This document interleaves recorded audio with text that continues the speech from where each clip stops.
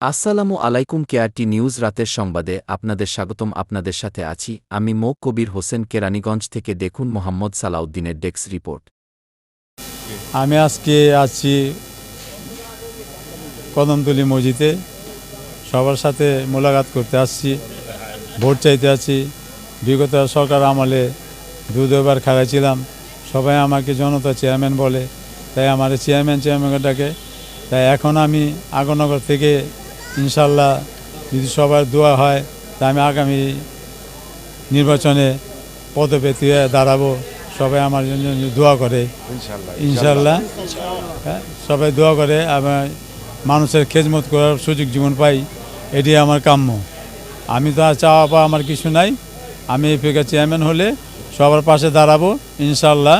সবার মোটামুটি আমি কাজ উদ্ধার করে দিব, যেটা পাওনা থাকে, জনগণের পাওনা থাকে।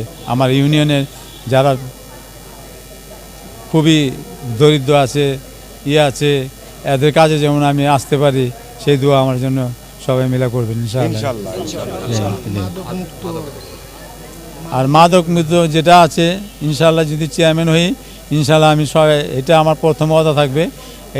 এই কদমতলী থেকে, আমবাগিচার থেকে একে নির্মূল করে দেবো আমি মাদক একবারে। এটাই আমার প্রত্যাশা, আমার এটাই দেয়। এখন আমি শুরু করছি, আর আগামীও আমার একটা প্রোগ্রাম আছে ইনশাআল্লাহ। ওই প্রোগ্রামে আপনারা আসবেন, সবাই দেখবেন। সবাই বুঝে সবার কাছে আমরা ভোট চাইলাম, আমরা ভোটটা আমাকে দিবেন, দোয়া চাইলাম আগরনগর। এটা কদমতলী দিয়েছি, 8 নম্বর ওয়ার্ডে আইছি আমি, আগরনগরবাসী। আগরনগর এই কদমতলীর মধ্যে আছি আজকে, এই বলে আমি ভোট শেষ করছি। খোদা হাফিজ।